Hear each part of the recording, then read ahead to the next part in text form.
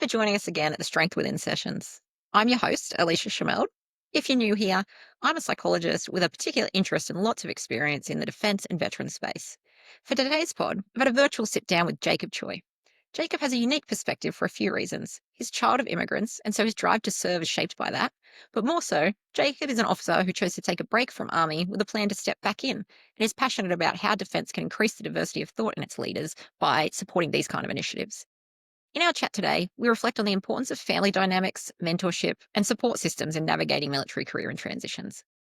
Jacob's personal experiences illustrate the unique challenges and rewards of military life, emphasising the evolving nature of service and the opportunities for future generations. We get into topics like the cognitive burden of the uncertainty of service and the importance of personal narratives in defining identity. Jacob also reflects on the challenges he faced during the transition process, particularly with the DBA system. To me, this really emphasised the need for better support and understanding for veterans navigating this change. As we were recording on Anzac Day, we also spent some time exploring the significance of Anzac Day as a time for reflection and community support. Jacob has a really interesting story and is actually returning to defence, but I would rather he can talk about that in his own words. Jacob, thanks so much for joining us. I really appreciate you taking the time, especially because today is actually Anzac Day. We're recording on Anzac Day, and we were just chatting, and you've been to the ADF service, which I thought was really special. How was the service there? That's fantastic, Alicia. Thank you so much for having me here today. Thanks everyone for tuning in. And if you haven't been to the Advent Dawn service before, it's certainly one of those best hidden secrets that allows us to reconnect with our sponsor cadets who are now commissioned officers. But a really touching morning where you're watching the sunrise, and as it's rising, the atmosphere is very somber, very solemn, respectful. Really respectful to both the present, the past, and the possible futures as well. That's really lovely. I've never been to the ADFA service. I've been to the RMC service when my husband was a staff cadet many years ago. And I found the same thing of that I've done the War Memorial service as well, which I think you have to do at least once if you're in Canberra, but it's not as personal. And I think that it's nice going to personal services. My family, we live in I say rural, but I'm like, it's not rural. It's just that it doesn't take much to be rural in Townsville. You get 15 minutes out of town and you probably can fit the rural designation. So very small town, not many people, but we have a bowling club, and we have an Anzac Day service there. Hmm. We like to do that one, but also my husband is with a unit at the moment, and so we obviously will do the unit one when that's an option, because I think, as you say, there's something really special about connecting. Hmm. Especially I find for my children actually, they sort of don't understand. They live and breathe that their parents do this kind of work, and so then they go there and they go, oh, these people talk to my dad this way, and these people talk to my dad that way, and these people tell these stories because, you don't tend to tell your kids your stories about service, and so it's nice for sometimes them to hear things. Some stories they Hmm. don't hear. My children leave a battalion dawn service around 9 a.m. because if you've ever been to a battalion dawn service, that's when things start going sideways. I don't know if you know much. Do you know much about 3RAR's history, actually? Yeah, a little bit. Like Kapyong Day being the day before Anzac Day, and I happened to be in Korea one Kapyong Day about 5 or 6 years ago, and actually got to go to Kapyong itself as a Korean linguist. So that was fascinating to walk the ground and to Wow, see the yeah. history that was a very formative moment for the Third Battalion. Yeah, yeah. And he's not with 3 now, but he did his OC time at 3.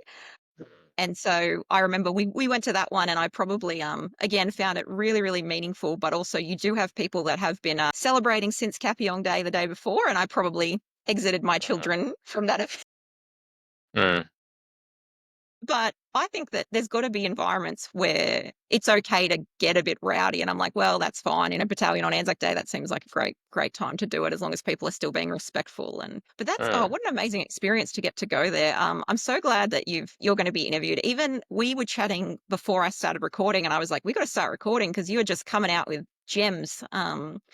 So so that our audience have some context, can you just give me like a brief cliff notes about what your career looked like? Yeah, my name is Jacob. I joined the army about 14 years ago and became an ordnance officer. The thing I really wanted to do, on top of the best privilege of leading Australian soldiers, was to jump out of planes. And so I found the quickest way to do that, which was to become a parachute rigger officer. Fantastic early career, fantastic multiple rotations of command. And then at some point, I was like, hey, what am I going to do next? I wanted to either learn Chinese or Vietnamese, my father and mother tongue respectively. And so obviously I went to school of languages and learned Korean. From there, I did a advanced language study tour in Korea, came back to Canberra, and we've settled here for the last 6 years. Canberra's a lot of staff jobs, doing a lot of operational planning. But yeah, I took a little bit of a career break 2 years ago, and I didn't really know where it would go. The Cliff Notes version is I went to the public service for about 2 years, and I was just thinking that like it'll help broaden my skill set, communication, how to work with different people. And at the end of the day, I just want to be able to solve any problem with anyone, anywhere. And this is a really great opportunity to try that out. It's now April Anzac Day 2025, and I'm very happy to say that I'm coming back to the full-time continuous pattern of service. Something amazing in the total workforce model is that it allows veterans like you and me to be able to jump out, do something different, bring those skills back, and then serve it as part of a contingent workforce. So for me, it's really working well. I got 3 kids and a very supportive wife. We're really happy as a family to have moved about 6 or 7 times with defense. The last 5 years, we just said, look, maybe for this formative primary school age of our children, we'll just settle in Canberra and see what happens. And look, it's interesting because when you and I first connected, you were Mm. thinking about getting back in, but you weren't sure. Yeah. And at the time, I had planned that I was going to do I had a plan for sort of the initial podcast would all be people who were out and staying out, and then I was going to do sort of people in that boat. And then it's just kind of organically happened that I'm kind of doing them in a mix more because I think that just getting diverse voices out there is actually the most important thing. So I think that's amazing that you've done that and have been able to step back in. I mean, I guess I just want to be clear, which is that I'm like, the point of the podcast isn't trying to encourage people to use that model or anything like that. I'm out and I remain out. I got medically separated last year, but it's just about showing that there's a lot of different ways to approach service. Mm. And that, as you said, you can actually step out and gain new skills, gain perspective. And then with that, you can decide, do I want to go back to defense? What was defense giving me that I can't get elsewhere? Or do I want to take them and do something else? And there's really Mm. no wrong answers, right? It's about what works for you and your family, which is another big thing. Yeah, that's right. There is one right answer, and that's in health, optical, and dental, and it is always more expensive outside of defense. As you can see, I'm wearing glasses, and I had to pay for these myself, and I found out real quickly that that is a luxury I've not had since coming out of service. I'm gonna let you see behind the curtain and the audience. So I normally also wear glasses, but because of the lighting, I cannot wear them. So one of Mm. the little things that, again, just a picture of the sacrifices that I make for the audience is I get terrible headaches after I record because I can't see. But all right, I got us off track. I do that. That's fine. Some of it stays in, some doesn't. Something that because you and I chatted before, and also I get info from people if we're going to do the interviews just to help me. You said that a big part of your motivation for serving was that, as you said, you're the child of immigrants, and I love that you wanted to learn one of their languages. And Army went like, it's all Southeast Asia.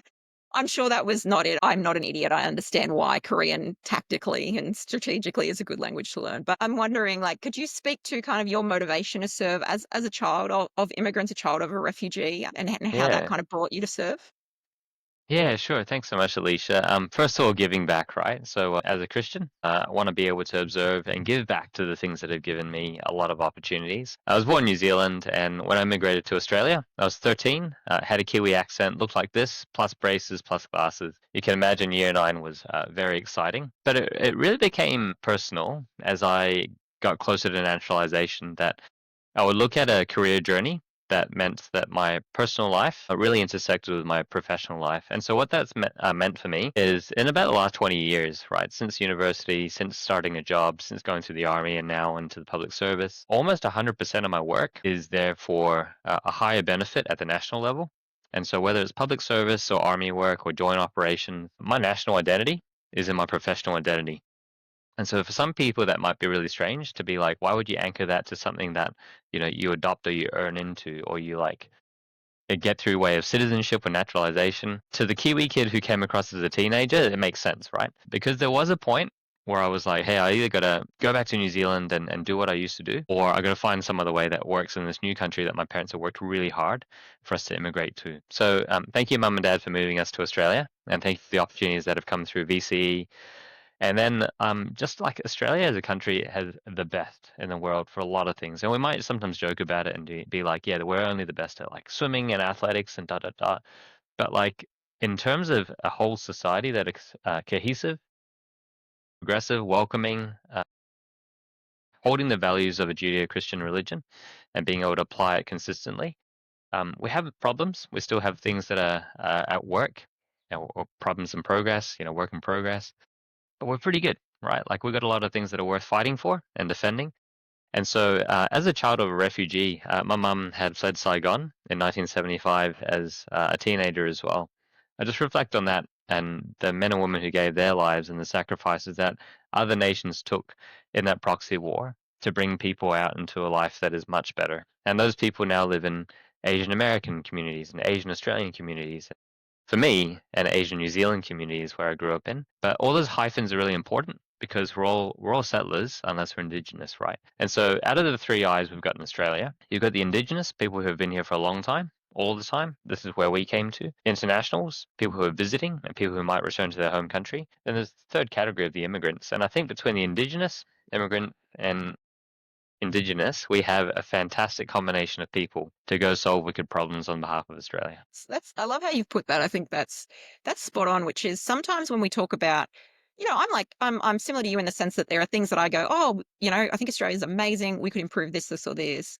A lot Mm, of a lot of people can feel resistant if we talk about, "Oh, we could improve this," and I feel the same way about the ADF. I obviously support the ADF even now that I'm separated, but that doesn't mean that there's not room to improve. But sometimes there can be resistance to that. I'm Indigenous and like sort of like European heritage, which I think is obvious. I go from lighter to this to much darker than this. Just depends on the level of tan that I've got. It's interesting, I think, because I definitely get more traction talking about, hey, there's remote communities that are struggling with blah, blah, blah.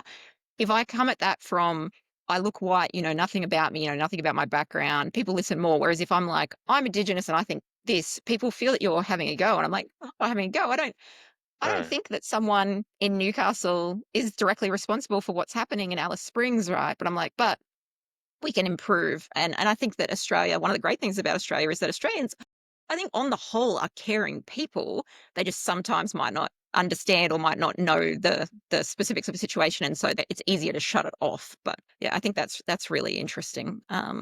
Was like, what? How did your parents feel about you joining the ADF? Yeah, so there's a saying, I think in Chinese culture, that like good Asian boys or good Chinese boys don't go join the army. It's something along that line. But like in general, it's not looked on as a really positive thing. And so a lot of the conversations I had early in my junior officer days were actually parents of other children who were thinking of ADFA or their child joining the military. And so a lot of it was very echoey compared to, my parents also had hesitations. And they're right, right? My mum was a product of war. She left a war-torn country. My dad, Cantonese heritage, had grown up in a Hong Kong that had come out of the aftermath of the Second World War and Japanese occupation as well. My wife and her family grew up in Singapore, another country occupied by Imperial Japan. And so you have all these strands of like, we don't want to go back to that past and we don't want to immigrate so that our children have to go into a business of war, a profession of war. And so likewise, I'm a dad and I don't really want my kids to have to go into the business or the profession of war, but if you have the choice to make change and to do something that is impactful, an organization that trains you from the ground up and gives you that mentorship and the structure for it, why not? And so, shortly after my lanyard parade or Easter of my first year RMC, the Royal Military College, my parents really were getting on board with it. And by the time I graduated, they could see the point of that 18 months preparing you for service in the army. Over time, that's just evolved, and I think it's just been accepted that it is a profession, it's a job, and that public image of like everyone in the army is apparently infantry doesn't last too long. When you speak to people within the service, there's so many jobs, there's so many different roles, there's so many different varieties of what you might be up to for the working day or for the working year, that it just really depends on the individual experience. And I would say that generationally, as well, as we reflect on Anzac Day means different things to everyone, partly because of the generation and the character of war, and partly because of their own journey and their parents' journey from whichever country of origin to this country that we now call home. Oh, that's great. I'm glad that they were able to. I think that getting to see the parade as well was probably like, it's hard to Mm, watch those parades and not go, oh, there's something special about this. But mm, I think it is natural. As you said, you're a parent, I'm a parent. Like, people often say to me, would you want your kids to join defense? And I've got two kids and they're completely different. Like, in some ways, they get along like a house on fire, but they're such different kids. mm, And one of them, I'm like, I'm like, "No, she has special needs anyway, so it wouldn't be an option," but I'm like, even just her personality, it wouldn't suit her. My son, he talks now, he's 10 years old, and he goes, "What if I did this? What if I did that?" And there's a part of me that is like, would be so proud if he served, and there's a Mm, part of me that can see that he's a little firecracker who loves to be active, always on his dirt bike. I'm like, he would have the time of his life. But then there's the part of me that's the mum and who obviously deals with people with mental health stuff, and I'm like, "No, my baby, like, I don't wanna mm, risk what could happen." But I think that there are additional challenges to the role, but there are strengths and there are benefits to it that you truly can't get somewhere else. And so then it's mm. just about figuring out what suits does it suit the person? Yeah, yeah, and as a parent, like, I think we are very constrained to that question where it's like, do you wanna serve in defense? As in, like, it has to be a uniform, it has to be in the Army, Navy, Air Force. One thing that has changed with the character of war is that no longer are we, deploying people to go on operations all the time. Operations happen 24/7 every day, and often from the places that we, project from Australia, right? And so the question I'd put back to my kids is, or maybe to other parents, is kinda like John Kennedy in Nature, right? Rather than asking if you want to serve in the Army, Navy, Air Force, or if your kids want to, asking if you want your kids to serve their country and to give for their country. And obviously the answer is yes. And there are some really good reasons why someone might not be with the sovereignty or the nationalism or the commonwealth of the day or the government of the day. But there's every reason as a parent that you go, hey, like it, I do want my kids to serve something bigger than themselves, to be part of a team, and whether or not that's in uniform, that's up to them. But there are fantastic opportunities nowadays that I just didn't see 15 years ago coming into into the army, and I saw only the army as the best option for me, right? But it's different for everyone else. My wife and I trained as math teachers, so one of the reasons why my parents didn't really want me to join the army is because I had this fantastic maths degree with honors, and it was like, "Hey, why would you wanna join the army if you've got a math degree and you can teach in a high school?" That's a high demand job, right? And for me, it's a very meaningful place, in the classroom and in the army to serve the community, to carry on something and to give back. Like, really, it's a freedom of choice where you go, and in that situation back in 2010, I said, "Hey, look, I'll take my chances with the army. I'll get through the things I have to get through at RMC, and if they think I'm good enough, let's go with the commission and see how we go there." But there's no reason why someone else can't do service to their country in another role. And we certainly need people in all kinds of professions with all kinds of expertise to still serve that national interest. And so, like, now as a mid-career major, I'm like looking at the strategic picture. We certainly need more than just military officers to get after some crazy, wicked problems. Like, yeah, I look at that with my daughter. I think she'd be amazing in somewhere like DSTO Mm. because she's very Wow, science math yeah. minded. Like, Mm. she cracks me up. She's old enough that I'm like, I don't know if I'm meant to talk about her online or not. She's a teenager now, but I never say anything disparaging because I don't have anything disparaging to say, honestly. She has her challenges, but she's incredible. But the thing that cracks me up is when she was quite young, she realized, oh, she's just a bit different in terms of how she interacts with people. And she sort of came to work with me one day, saw a little bit of what I did, obviously not with clients, but in terms of managing a team. And we left and she was really worried. And I said, "Oh, what's wrong, hon?" And she goes, "Oh, I don't have to do that when I'm older, do I?" And I sort of misunderstood and thought she meant work. And I was like, "Oh, this is going to be an awkward conversation." But I went, "Oh, what do you mean?" And she goes, "Oh, you have to talk to people. And some of it isn't, those conversations just don't make sense. And it's because Mm. she's neurodiverse, right? So she's like, you weren't really talking about what you were talking about. We're talking around things, we're being tactful, etc." And I said, "Oh, no, sweetheart." I said, "Not every job's like that. You don't have to do that." And she goes, "Because what I want is a job where, like, I go in and I, like, work at a lab or a computer, and I'll say hello in the morning and I'll say goodbye when I leave, but I don't want to talk during the day." And I was like, "Oh, sweetheart, there's so many jobs like that. You'll be Mm. great." Yeah, And we need yeah. that, like, and people like me, who, love to be with people and change roles and things. I'm like, "Yeah, I could do those jobs. I'd be terrible." I'm like, I use the science practitioner model as a psychologist, right? In the sense of I draw on evidence. But I learned very early when I was doing my training that I'm like, I am not good at being the one who conducts research because I don't like doing things the same way each time. And that's no Mm. way to approach research. Yeah, so what a great age for that generation to grow up into. Like, I look at my oldest and I'm just like, hey, look, in 5, 10 years time, the jobs that they can go into are going to be so much more empowered, so much more augmented by technology. They're going to have much better literacy models about it. They're going to have much better examples and business cases to go after them. Like, what a great age to be a child looking at what's coming in the next 10 years. And I mean, I'm just amazed. My youngest is 10, and some of the things that he can do with tech, that it just Mm, is natural to him, and the yep. opportunities he's having, and it is incredible. And Mm, I think the ADF is coming along and trying to take advantage of that, and not, as you said, not just the ADF, not the force, but the organisation, the defence organisation as well. mm. There was something I wanted to ask you, because I want you to be able to say it out loud, because I thought it was really special. Is I asked you in the email, I asked you what the highlight was of your ADF career, and I thought that was pretty cool. Would you be willing to share that?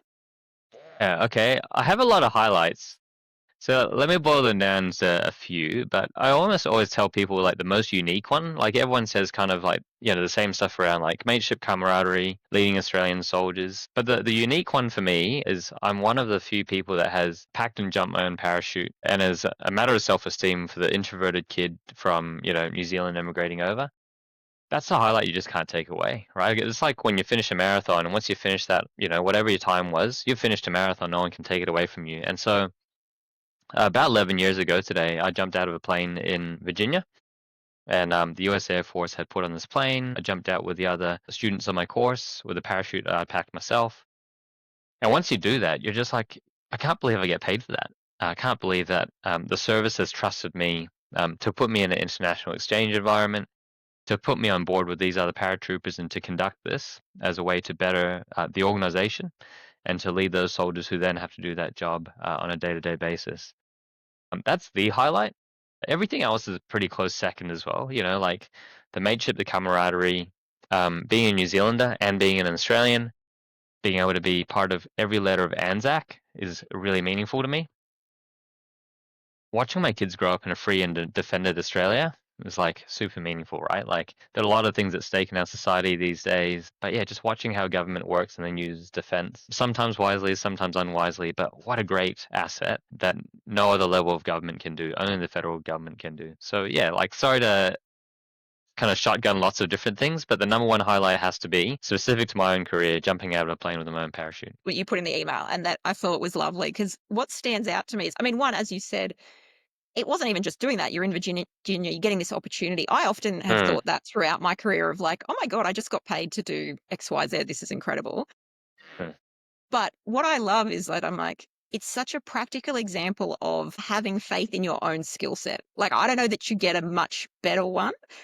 I mean, assembling a weapon from when you've completely taken it apart, which actually we mm, don't take them apart as much as we used to. But I think, wow, like it's the ultimate test of, do I believe that I know this skill well enough that I'm willing to put my life on the line, right? And you mm. did. And as you say, what a great way to teach people too is, like, I don't want the person who taught the riggers to not have that level of faith in their own ability, sort of thing. Yeah, that's right. Yeah, and you Yeah. trust the system, the whole system, right? The equipment system, the training system, the leadership system, like everything builds up to that. And I think, coming back to your introduction about 3RAR and its history with Kapyong Day, I came into the army at a time when 3RAR was still airborne. So I had this whole consciousness about like we had an airborne regiment. It no longer is classified as that. But for our listeners that look back on the history, there's this certain regiment that was given the status to deploy as a light air mobile and airborne regiment, I believe. And its whole job was to insert into places using parachute in the hope that in the next 72 hours, it would get augmented, it would get replaced, it would get reinforced. And so the Americans hold very strongly to that doctrine. And for me to spend 2 months on the ground learning from the Americans, who are second to none when it comes to airborne operations in the modern world, it's just fantastic. And like I got paid to do it. It's incredible. And it's just the logistics of it. And I'm very much I feel like, and possibly because I come from a mostly non-military family, I Mm, very much like to explain concepts to people who might not get it. And I think most of our listeners do get it, but I aspire to have listeners from different service backgrounds as well. The big thing is when they mm, insert, and you're saying, with the hope, essentially, with the plan that they will get resupplied, right? Because when you think mm, about one of the big dangers of jumping is, like, obviously there's anytime you get in an aircraft, there's associated risks, right? But it's that the amount of weight you are bringing down at speed is important, and they're usually pretty big guys. And so their packs actually have to not be, you don't want to carry anything you don't have to carry, because you then increase risk on knees, shins, back, etc. Um, mm, Because I remember when I first heard about it, quite young, thinking like, "Why don't they just carry more stuff?" And then very quickly going like, "Oh, because that'll kill you because your knees will just explode when you hit the ground." So it's like I think it is really an incredible role, and I mean I know there's a sense of grief from a lot of people in 3 who Mm, still wear the wings, right? Because they're qualled mm, in it, but there isn't the opportunity to use that skill anymore. But some of that is because, as we've sort of said, the nature of warfare has changed, right? And sometimes we might want to fight a certain way, but if that's not how the fight's going to happen, we have to adjust. And mm. have you ever heard the quote of "Who packed your parachute"? Have you heard about that? Yeah, is this the US carrier pilot who was shot down over Vietnam and then yeah, in the shower hall or something like that one day someone came up and said, "Hey, like I was the guy who packed your parachute." Yeah, yeah, I have that. It was like when he was older and he's out for dinner with his wife or something, and Mm. this guy went over and he went, "Were you here? I packed your parachute." There's a whole actually book about it, and I like it as an idea Uh, because it's the idea of who got you to be where you are today, and yeah, right. not just logistically, but as in who contributed. And you and Mm, I talked offline about this, that there are people in my life who contribute greatly to my ability to do this, who do not want to be filmed. And I think it's a nice concept to remember anywhere, but especially in defense or once we leave defense of who packed your parachute of family supporting us or, new workplaces being patient while we adjust to a new identity. And I mm. just like it as a concept. Yeah, that's right. And then we owe it back to other workplaces and other professions and the neighbors around us, don't we? So yeah, like what a fortunate day. I noticed that Anzac Dawn Service that ADF had a really intentional view to also give a note of merit, give a note of celebration to those families who have supported veterans and also to those families who didn't get their loved ones back as well. And so there's this great community that you get by virtue of like we teach the Anzac story through high school, through primary school. It's embedded so well, but I think it's only recently we really have seen that cloak lifted on the other parachutes packed in the background for every veteran family, right? The loved ones, the schools, the teachers, the parents. The parents are in another city who come in every now and then to babysit or like house sit while their loved one goes away. Yeah. I completely agree with that. I truly could not have achieved the things that I'd achieved if not for my parents and my in-laws as well. Both were just absolutely integral to our ability to be a dual serving couple. Like we would not have been able to if we did not have parents willing to support. And the challenge there too is that like it's also about the age you are in your career. So my parents were able to Mm, support. If I were to try to use them in the same way now with little kids, they wouldn't be able to because quite rightly they're getting older. They wouldn't have the energy, etc. And so like on mm, the one hand, I'm like, yeah, absolutely. I want to acknowledge I'm so grateful, but also that it's such a privilege, right? Like mm, we're very fortunate to have those kind of people in our lives that can do that. And I know that not everyone has it through no fault of their own. mm. Yeah.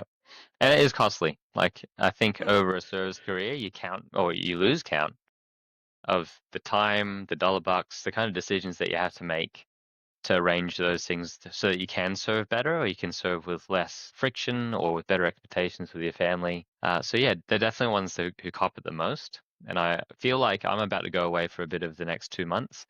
That's essentially what I'm bracing for is not my time away and me staying focused on the task while I go away, but really bracing them for that absence as well, the change to their routine, the things that they'll get used to, and then that intrusion that I'll have when I come back as well. It's funny, isn't it? Because I always say to people, it is easy being the person who goes away compared to the Mm, spouse who stays home and cares for everything and adjusts the routine and yeah. uh, yeah. Even I was speaking to someone recently about just a young couple and they both serve and her spouse was about to come back from a deployment. And because they're Mm, quite young, she's like, "Oh, I'm really not sure about like it's going to be different." And we did lots of talk around that. I'm like, it's funny because obviously when people come back, the serving member gets a brief about, you know, mm, the routine's going to have changed and just ease in and whatnot. And how much they choose to listen is up to them. mm, But it is still a little bit of a gap of how do we support the people at home and even just mm, in terms of I guess just awareness. I had to laugh once. I was at an appointment. My daughter has a lot of like health appointments, and she was seeing a psych when she was quite young. And my husband was about to come back from Afghanistan. He'd been away for 11 months. He'd had two rockles because of the 11-month mm, trip. And so the psych like took me aside afterwards and she goes, "Oh, your daughter mentioned that your husband's coming back." And I went, "Oh yeah." And I was thinking, "Oh no, is she worried or something?" And she's like, "Oh no, she's really excited. I just wanted to check in with you because, that can be really challenging and you might want to think about this, this, this, and this, right? And she was like a civilian psych. And I was like, mm, on the one hand, I was like, thank you so much. That's so thoughtful. And I was like, I don't know if this has ever come up, but I'm an army psychologist. Like, I assure you, I know that mm, it's going to be an interesting couple of weeks in my house. Like, we intentionally put my son's birthday celebration back by 3 weeks because I was like, you don't have someone come back from Afghanistan and take him to a party with screaming kids and popping balloons like that mm, weekend. That's not wise, right? But I was like, it's interesting because this is this lovely civilian psych who's doing it. But I'm like, actually, it's still a gap that we have. mm. Yeah. It's fantastic we can talk about that and people aren't awkward about it. I always try to frame things with everyone's got a good intention, right? And so like even though sometimes I can react in a way that's like, huh, like why am I getting that, right? Like why now? Why me? The good intentions behind that are just so lovely to try and arrest us from that like blind tunnel vision that we sometimes might have of like, everything's on track. Why would it not be? We've planned, we've deliberately done all this. Why would it be different? And a few times of going away and seeing tears in my family's eyes has just taught me that like no matter what you preempt, you can always just do a bit more and like spend that last few moments a bit better. I think that, like, I think we've got to acknowledge that, and it's one of the things that most people talk about as a challenge of service is that humans actually aren't designed to get married and start a family. And I'll say family, I don't just mean having kids, right? Starting a family is Mm, building a life together in whatever way that looks like. We're actually mm, not designed to do that and then spend huge amounts of time away from those people that we have as our family. And so it does take work to keep it healthy. And I think that we don't normalize mm, that enough of like, that actually we put a big expectation on families to just accept this. Like, I'm on a lot of the in towns or the spouse Facebook pages, and mm, it's at least once a week. It's someone going, "This is so much harder than I thought it would be. Why do they just expect this?" Especially for like the partners of young soldiers who don't get, for whatever reason, they're not getting the comms about, oh, mm, this is when the exercise is happening. This is this. This is that. And mm, just that uncertainty, I'm like, it's actually the uncertainty is one of the biggest challenges for serving members and their partners. And it's one that we sort of just go, oh, yeah, you just got to accept it. And it's like, yeah, but let's acknowledge the cognitive burden of that, of just constantly being on the alert mm. and waiting and what's going to happen. Yeah, that's right. I'm about to go away for 3 weeks, come back for a bit, then go away for a few more days. So all up, 4 and a bit weeks, right? But in my wife's opinion, it's just better to go away for the whole chunk rather than come back, punctuate, then switch off, then switch on again and go away. And I think that's learned from like that experience of being in combat units where it's like, hey, you're on, you're back, you're on your refurbing kit, you're off again. You can make this birthday party, but not the one afterwards. And then as a family that serves at church as well, it's like, well, being present at church and being a leader in church, it is kind of about consistency. Like you want to be present as much as you can because it's a leadership position.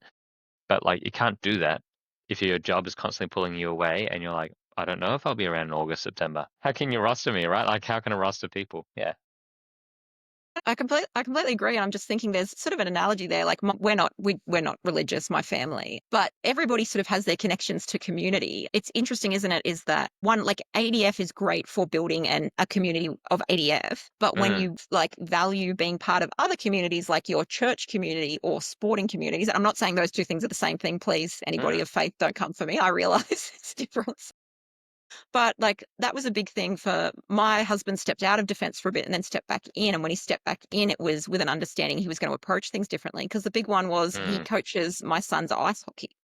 mm, And as you say, you cannot be a coach who steps in and out and in and out. Like coaches need to be there. Uh, mm.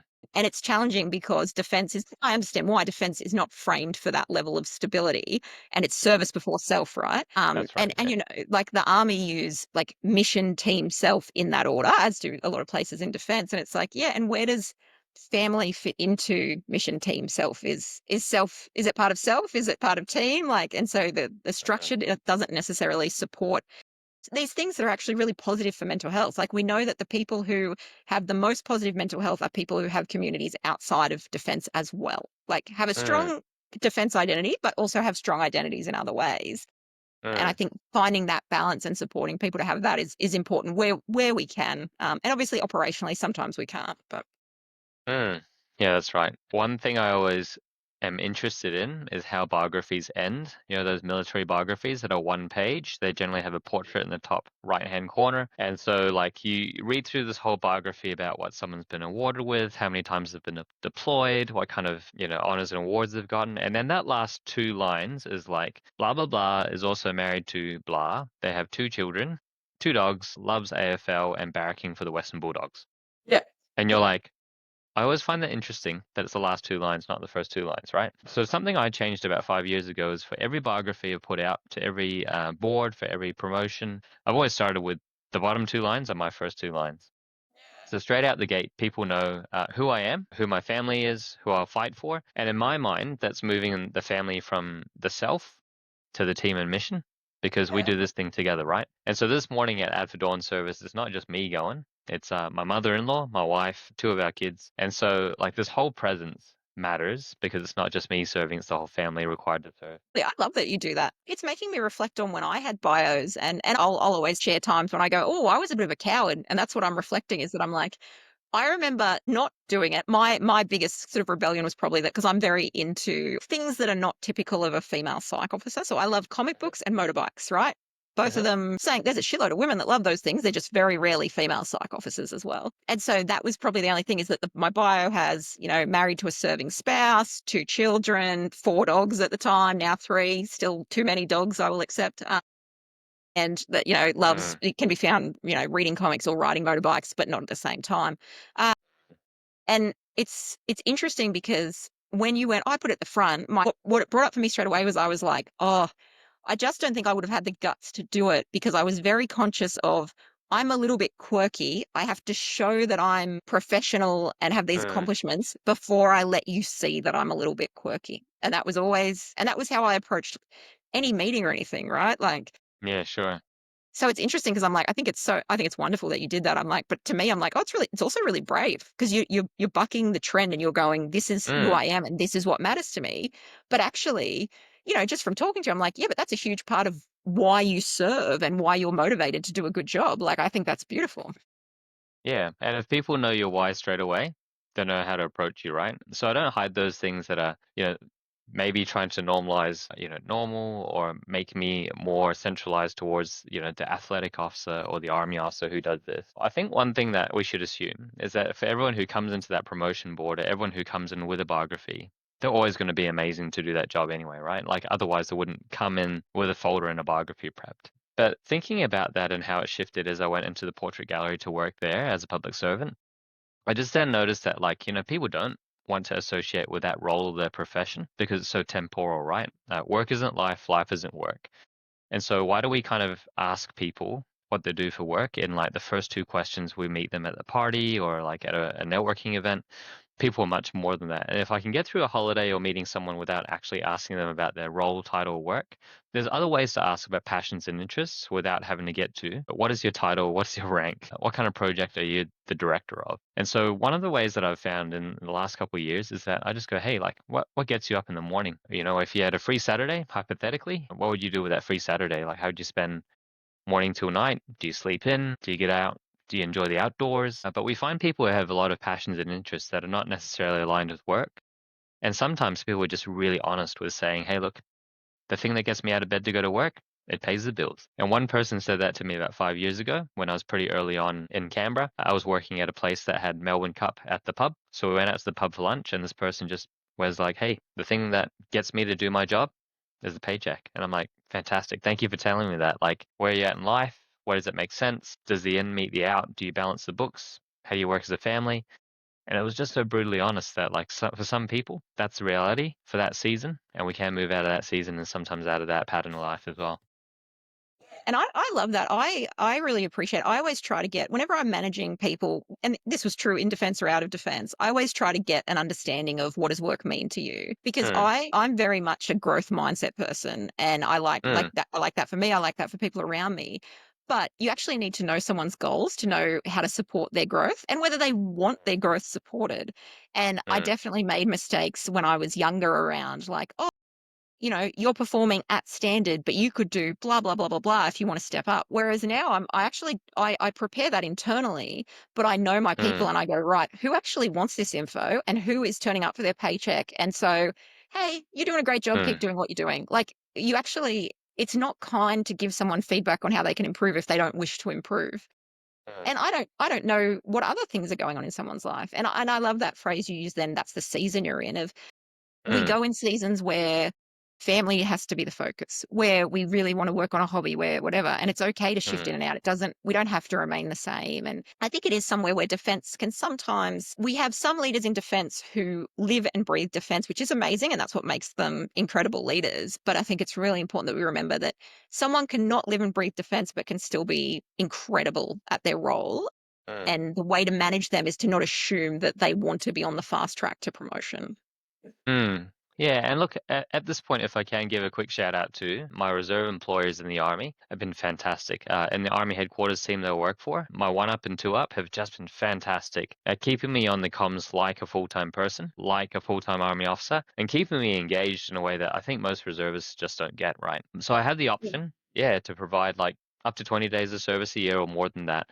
And mainly as a volunteer, right? For the work packages that they assigned for me, but they've done all the right things to make that season work and say, hey, look, if you want to do more, you can totally do more. That's what the service category is for as well. So shout out to that team at Army headquarters. I will make sure I keep that in. And that really, it brings something to mind for me, because I've obviously interviewed quite a few different people, and I had my own experience. When I got out initially, I went to the reserve for a couple of years, and then I've separated since then. And I was similar to you, which is that I had an amazing chain of command who really supported me to do the work that I found meaningful in the way that I found it meaningful. Mm, And I will do a shout out too, because I'm like, well, let's be kind. So that was now Brigadier Ben McLennan was my boss at CTC at mm, the time. And he very much had that approach of however you contribute to capability, this is amazing, right? Um, mm, but I think it's interesting because that reserve space is one where it will come down to how do you want to be managed, and can your manager, like, can the team support that? I've spoken to people who they actually didn't like that. They didn't like that. They were like, no, I want to keep the routine. This flexibility isn't helpful. mm, And so I think it's an interesting point for people who step out of service, either step out and step back in, or in my case, it was a transition out mm, of, it's an important mindset to get yourself into as the person of, I actually really get to choose how I serve now. That's how this works. mm, And if it's not working for me, then I should voice that and see if it can be changed. Because mm, when I got out, they posted me to a health battalion just because there was a stuff up at Dockham. I think we know that sometimes there's mistakes at Dockham. I'd given them a position number. They went, oh, no, we'll put you over here. There's no psych position there, blah, blah, blah. And I just said to them, I went, no, there's a position for me at CTC. They're expecting me. That's the position I want. And I get that position, or you can just remove me from Circat 5 because I'm not posting there. And it mm. was like, as much as I said it strongly, it was actually so hard for me to be that firm because I'd been serving for 15 years. And so the idea of like, oh, Mm. I'm going to tell them that I'm just not doing it was like, it was hard. It was a hard thing for me to do, even though I'm sure I, seemed confident in the moment. In my head, I was like, what if I get into trouble? And my husband was like, what if you do? You've got a job.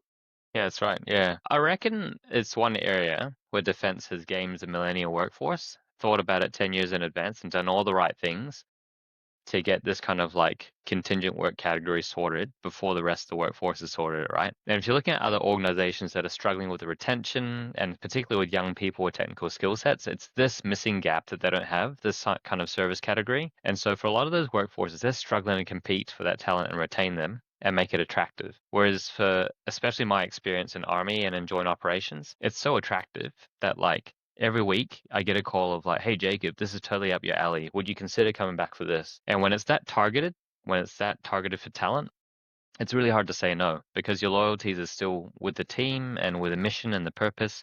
And so while we're talking about seasons before, I think the analogy here is that the seasons will change, but the road doesn't, right? And the road is multi-laned. And so if you have to switch lanes to the fast lane, because for a short season of life, you can accept, ramping up for a month or two to support a major exercise, go to the fast lane. But after that, you can switch to the slower lane. You can go all the way to the pit lane if you need to. If you need a refit, take a break, but stay on the same road. And I think what we've done really well as a whole organization, now 10 years past the introduction of total workforce model, is figure out how to work that gig economy for my generation. I'm turning 38 at the end of this year, so I'm on the older side. But you've heard plenty of young veterans who kind of see that fork in the road where it's like I either have to stay in full time or I got to find something completely different. And I'm kind of the exclusion to the rule where I'm like, hey, nah, you can do both. And in fact, you can explore both with security. That if nothing else works out on the civilian side, pick up days in reserves. Just do the days in reserves because there's that huge workforce gap.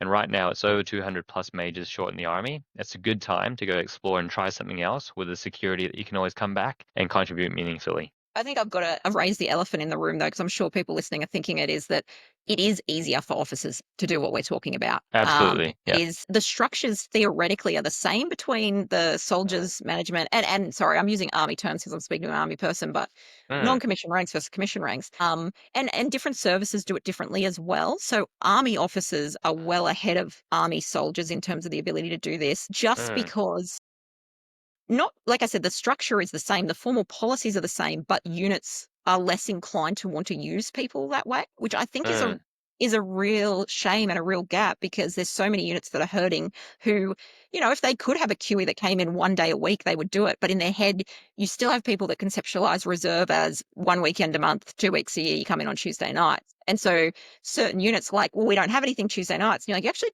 don't need to do that. They come in whenever you want them to come in and whether it suits them. And so I think mm, it is something that I've been noticing it because I'm interviewing people from lots of different backgrounds. I'm like, yeah, I think it's really important we remember that officers are granted a level of flexibility, one in the organization day to absolutely. day that soldiers aren't, but especially in this space, the people that can say, yep, I want to employ this person Mm, are higher up, and you're more likely to have a personal relationship with them.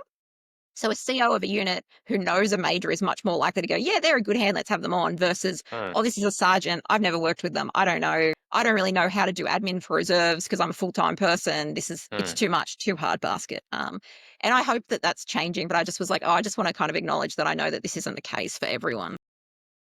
Yeah, and shout out to the soldiers who give the transition program everything they have and try to get all the benefits they can out of it because that's what I tried to make work as well. And it is significantly harder. Like I'm an admin background, white collar, essential, in Ordnance Corps, trying to understand defense policy for transition. And even I couldn't get all the policies translated to the implementation that they were designed for, right? Really good example is that you get career transition training. It's like upwards of $5,000 for each member as you transition out of CERCAT 7. And the hoops you have to jump through to access that, like I'm an O4 working in an office. I was on a computer most of the time. I still managed to have some friction points with the transition authority when it came to like, how do I get the delegate to approve this? How do I make this really super simple so that it meets their intent? They can give me the money. I can go apply for this thing in a timely manner. And I was just like, you know what? Given what I've gone through, betcha most diggers aren't even going for it, right? It's $5,000 plus for retraining into a totally different career path. You know what? If you want to do outdoor leadership, if you want to be a scuba instructor, if you want to do something like, learn how to podcast or fix bikes, you can totally do that on defense transition money on the way out.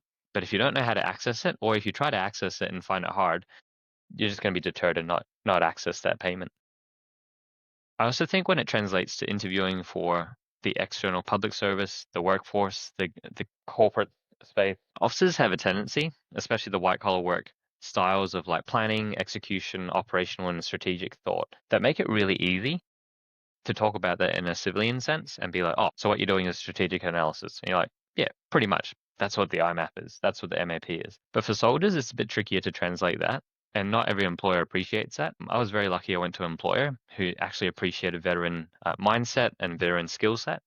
And so they could see that what I brought across was really great for them. I don't know how it would have turned out if it was a soldier. And the reason why I say that is because for soldiers, there's kind of that medium transition point where you have to go from corporal to sergeant, sergeant to warrant officer to really cement that you're an expert in that field. And not saying that you're not at a smaller section level. But if that's all you know and the civilian workforce looks at that, oftentimes they mislabel it and they misrepresent it. They'll underpay you, they'll undervalue you. And so there's a lot of stories I've heard of like NCOs going out to the civilian workforce where it takes years for them to regain what they had in the military, to get back to that standard of leadership, to manage a team as big as they had in their section, to then go forward and actually make impactful change as well. Yeah.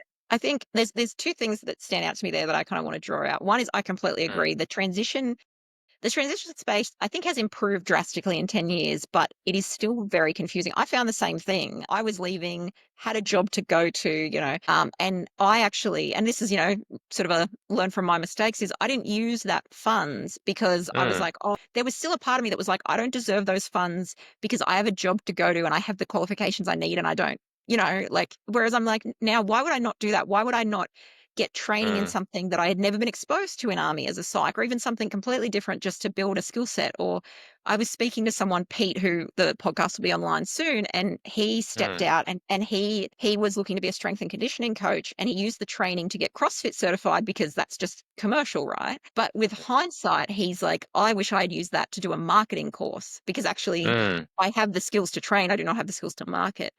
And so I think you're quite right, is that one, it can be confusing, but also even if you know how to do it, there's a lot of steps and it's kind of easy to go, oh, too hard basket. And to be honest, that was a big part of it for me because my chain of command was supportive of me, but Dockham were not willing to release me because I still had a mm, ROSO due to having undergone sponsored schooling. And so Dockham said, no, we're not going to release you. And then my CO, we're doing shout outs, Jackie Costello, amazing, amazing woman, and has recently been recognized in defense for some of the great work she's done. She was like, Aleesha, no matter where you go, you're going to support our community because that's who you are. I want you to leave not feeling that we let you down. So she was like, if you would like to take your long service leave so you can start the job that's been offered you that you need to start, I'll support you to do that. And I was so mm, grateful for that. And that's what I did. But then the challenge was that my transition occurred while I was working, right? And it's mm, just it's a lot of admin, it's a lot of mental energy to then go, oh, I've got to do this paperwork and that paperwork. And I think it is, we really need to get people to understand more that thinking about transition well before you transition is actually the best way to do it. Like mm, that, and the reason that I think in some ways we don't is that there's a lot of spaces where when you transition, you're almost mm, blacklisted. Depending on your trade, depending on your rank level, and I've done some interviews with people that speak to that. Of once you say you're going, they're like, "We're not one of us now," and so it's like you actually try to keep it quiet until everything's firm, because God forbid you start to not be treated well. mm. So I was hoping that we might be able to talk about a bit more about what drove you to step out of the army when you did, and kind of what, I guess, if there was anything in particular that you used to make that decision, any decision making tools, or what factored into that. Yeah, thanks, Alicia. Hey, this is kind of a three-part question, and so like I'll kind of bring it into the strategic, operational, tactical, as we usually say. But the strategic picture is that like we're heading into a very difficult decade, right? That we call it rising tensions, we call it, the Indo-Pacific, and the rising China, the waning America, whatever it is. But like we just know that geostrategically, it's going to be some pretty tough times ahead. So in the strategic line, personally, I was like, hey, look, professionally, I need to be a lot better at what I'm doing. How do I do that in the next few years? Well, I've already been doing a lot of the stuff that I'm good at. What happens if you take me out of that environment and make me contextually uncomfortable? Am I a different person? No, of course not. But how do I learn in that space to build up a better leadership skill set before we hit that difficult decade? And the last 2 years have really paid off. I've built more mental models. I've built more ways of talking to different kinds of people, understanding what different demographics think, and ultimately broadening my leadership skill set. So I'm not just one type of leader. As you know, the Army is really good at mainly one type of leader, which is the kind of person with a bias for action, which is really important to win, right? To win at the tactical and operational level, and then hopefully plan a campaign that is successful. So that's the strategic line. In the operational and tactical line, I thought, hey, look, my family's at a really good place right now. This is a season. My youngest last year was going through kindergarten. And so operationally, I just needed to be a better dad and husband, able to do a lot more pickups and drop offs. And so the job I had previously was like, hey, I really couldn't do that and feel that I was like taking away from work or the family. I was always impeding on someone. And at the end of the day, I just lost out. And so last year, I took a decent year to just do public servant work, to drop the kids at school almost every weekday, and then go to work for a start at 9:30. And then 2 or 3 times a week, I pick up my kids at 2:30, come home and keep working. And you can do that in that kind of public service job that I had. So operationally, there's a really good change for a season. That season's now over. We now have 3 kids that are able to take the bus from school, get themselves to either home or my wife's workplace. And then, that season's over, right? Like that operational stint of having to do more pickups and drop-offs has kind of waned off, and I can now do it more optionally rather than a requirement. Then at the tactical level, like I just want to do fun stuff. And I was at a job 2, 3 years ago. My last army job was possibly one of the best jobs for my rank, for my skill set, for my mustering. It was possibly the best job for a major in the army to have the authority, the accountability, the resources for doing that, and a great mentor team as well. And I knew from what my superiors told me that I could do anything anywhere and that they backed me for it. So shout out to that team that was looking after me in 2022. because what they helped shape me for in 2023 was this ability to look at the gap and jump into it. And like I trained as a paratrooper, you're looking into certainty and you're not jumping out of the door into this kind of like chaos and uncertainty. You're jumping into an environment that you've calculated, that you've minimized the risk, that you understand what the gap is going to be, and then you can commit to it. So all my career, I've kind of had a good record at doing only fun stuff. So whether it was artificial intelligence, whether it was paratrooping, whether it was doing cybernetics, and then looking at emerging technology and warfare, I'd always been doing fun stuff. And tell you what, like when I was learning Korean as well, that was fun, heaps of fun. I had a genuine love for the language and culture, and for the army to train me to learn Korean, I just had lots of fun in all these things. And when I looked at the options at like, okay, so what's next in the game plan? What's the golden trajectory that I've got to do? It's pretty simple. There's a subunit command and then staff college, right? It makes sense. It's something that we should all aspire to. And something that I'm keeping in the back of my mind is like still feasible, still doable. But if the advice is for our generation, you can take a season to switch into the slow lane, do something different, and then come back to the fast lane. I'll take that chance. So at about 35, 36 years old, I was like, hey, look, I'll take that chance. I'm not superstitious, but I am born in the year of the rabbit, and it was the year of the rabbit. And I was like, hey, look, I'll take that chance. It's my year. Why not? Right. And at the same time, I was like, hey, I can probably support my family a lot better doing this and just trying to broaden my professional skill set. It's a win-win for that, even though it's a short pay cut. So the advice I'd give to anyone on this one is like, the money is not everything. But if you can broaden yourself or deepen a skill set for a very short period of time, it's a season, and that season really counts. Now I'm getting the payoff of it, right? And looking back on the last 2 years, there's no regrets on how I did that. There's no regrets on what I applied for and how I did it. The process itself was something to learn through, and I had a really fantastic team at the Portrait Gallery who supported me in that as well, and a fantastic group of mentors who understood what I was doing and that it wasn't just irrational and just jumping ship and doing something crazily different. Thank you. I love that. You have such a great way of describing things. I feel like, I mean, you and I obviously can chat easily, but I'm like, gosh, you really bring something to this in that I'm very much like, or just in a social interpersonal way, I'm all over the place. Whereas you're like really analytical in how you describe things. And I think that's great. There's a few things there that sort of stood out to me. Um, the first one is I love that you were like, actually, what can I do? Can I step out from this in order to step back with greater strengths? And I think that's really amazing and something that I just don't think that people think of it that much in defense, because often when we talk about the idea of diversity of thought in defense, people perceive it as like, oh, this is about being politically correct, of having diverse people from diverse backgrounds. And it's like, actually, no, this is about the science, which tells us that diversity of thought makes stronger decisions, makes better decisions. You become a better critical thinker if you're exposed to diversity of thought. Mm, And I think that, like, we talk about that organizationally in terms of let's have teams that have diversity of thought. I'm like, yes, but how do we do that if everyone in that team all came up through the same officer stream and yes, mm, had different experiences in terms of cause or whatever. But I'm like, I just think that's wonderful that you took that opportunity to do that. And that the organization was able to support you to do it because you've sort of, as you've said, you feel that you've gained things from that. mm, The other thing though is, and I'm not disagreeing with your subjective opinion. I'm just sort of pulling it apart in the sense of you said something interesting around that the pathway is subunit command. You said, oh, we should all aspire to that. I'm like, I think we should. I think if you truly aspire to it, then I think you should do everything you can to be a strong leader and develop those skills. I think sometimes where army goes wrong is by going, success looks like subunit mm, command, unit command, you do this, and that anything less is, is second best or is like silver medal kind of mm, thing. And what we end up with is either people who have what should be an amazing career who opt to leave because they go, I didn't mm. get that and therefore I'm a failure. And you're like, Yeah, that's right. is it a failure to work in those roles, or is it just something different that pays different skill sets? And the other Mm, thing is I think that you can end up with people in those roles who, because if you get told that's what success looks like, you pursue it whether it's what you want or not.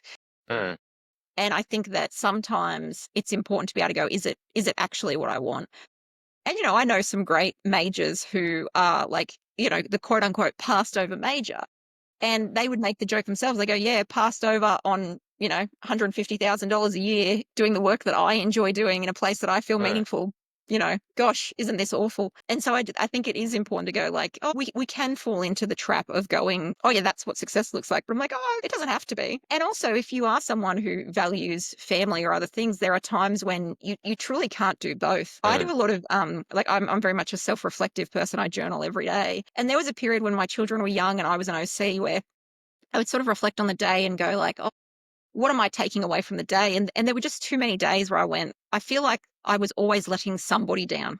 Like mm, either I'm letting my team down or I'm letting my CEO down or I'm letting my children down or I'm letting my spouse down. And I was mm, just like, this is not for me right now. And that was part of my motivation to step out. And I stepped out from, like, my unit was amazing and I just deployed actually. And I was glad to step out when I did, because I always said I didn't want to step out because I felt like I hated the organization. I wanted to step out still passionate about the organization, still passionate about the people, but just going, it is not for me and my family now. mm. Yeah. And I think that, had I not ended up with subsequent medical issues, maybe, it would have been a season and I would have stepped back. But it's just that, life steps in and makes other decisions for us sometimes. Yeah, and Yeah. often people fall into the trap of waiting until those decisions are made for them rather than looking at the cards they have and trying to better the cards. And so one way I translate it for some people who don't really know how the military workforce system works is that about 2, 3 years ago, I really only had two cards in my hand, right? My deck that looks good. And so if I wanted to play those cards, they really weren't going to be mine to action. It was going to be the career management agency to gift that to me, and then for me to have the privilege to step up to that. But really, the rest of the cards in my deck weren't looking great, right? So if I looked at my hand of cards and I was like, I'm a mathematician, I worked in game theory, I'm going to logically play the best thing that is highest gain, minimum risk. What I've done since then is basically quadruple the amount of options I can hold in my hand that are good. So no matter which one of them fall, it's first and best dressed, right? And so right now, I'm at a really weird season because we are waiting for the results of subunit command pack to come back and say, hey, look, you had the privilege to do this or not, or we've chosen someone else, or you can wait another year. But that's still good. There's nothing bad in that card. And if that's not the route we go down, then another project can reach out and say, hey, look, it's not command, but there's something else that we think you're really good at. This whole operations thing that you're like amazing at for the last 3, 4, 5 years that we've seen you do. How about another stint doing this thing, but at a higher level, or for a JTF, or for a task force, or for another business unit? Likewise, on the civilian side, I've established myself as a public servant, and likewise, I've started my own business. And so in each of those areas, I have a track record of being able to go, hey, look, if any one of those things really pipes up with another opportunity, I can seize it, and not to the detriment of the other ones, but I basically quadrupled the number of things that look good compared to the one card that used to be there, which was you ought to do these things, take a subunit command so that you can do staff college, and from there, do some random staff officer grade 1 job. And I think like that in our generation, our millennial generation, the idea of certainty, we're okay to give up, right? Like, who cares how chaotic the future is going to be? But the idea of control or perceived control, we really want to hold on to. And as one of those 38-year-olds who's like, okay, I know the world is going to be pretty messed up in the near future. It already is going under a lot of change under President Trump. There's three questions that I kind of ask myself when it looks at professional life, which again isn't life. So work is not life, life isn't work. But the three questions I bring myself is, how do I best serve my job, my role, my talent as God's gifted me, and how do I make that missional? The second question is, I'm a Chinese Australian. How do I best contribute to the force? What do they get out of me that no one else can do, right? And there's many examples of the last few years that a contribution coming from myself as a Chinese Australian or a Vietnamese Australian matters a lot more from this authority than it does from someone else. And the last question is like, hey, if my kids look back on this, in 10, 15 years, 20 years time, are they going to be proud of it? Are they going to be like, hey, that was a really cool thing you did? I can tell you that for the period that I was at the portrait gallery, they loved it. I didn't work from home as much as I thought I would because the kids kept wanting to come to the portrait gallery and be part of that team that did the kids craft or the projects or the interaction with the exhibition. And so that idea of seeing the world through the kids' eyes to go, hey, if that's what they recall of my work and how impactful it was, that's a really good guiding light. But the first two questions of that contribution really come back down to identity, right? So we can speak more on that one. But ultimately, one of the things that I looked back on in my last job was like, hey, I think I'm serving pretty good as a Chinese Australian here as we're looking at this next difficult decade. And as Australia's just hungry for more indications or more information on what that decade will look like, what do I need to do to make myself more valuable or more useful or more relevant so that more people can find it helpful for their purposes in the next decade or so. I think that's amazing. You can really, I mean, for people that don't know, I didn't know Jacob until we arranged this, but it's obvious to me, and I'm sure it's coming through in the recording of just how much you truly value being of service to others. And I've got it's an accidental population that I've got doing this, right? Because who Mm, volunteers their time to talk to someone they don't know? People who want to serve. mm, So it's a theme I'm getting. And, I've interviewed civilians who are the same. And mm, that idea of service looks different for different people in different seasons. And what can you contribute? And look, you didn't say this, but I'm renowned for saying politically incorrect things. I'm like, well, I hope defense uses you as a spy. That's where my brain went. Don't respond to that. But yeah, no, but I think it is valid and again, we talk about that idea of why does diversity of thought matter? Because when we are in conflict, or even when we work with allied forces, we come from different cultural backgrounds, and understanding how other people think helps you to work with them. And I think it's an area like I reflect a lot on, if I could change one thing in defense, what would I change? And to be honest, mm, it's actually the earlier in the training continuum, mm, teaching emotional intelligence and teaching about cognitive bias are probably the two things that I would insert at the mm, non-commissioned officers and at the commissioned officers level.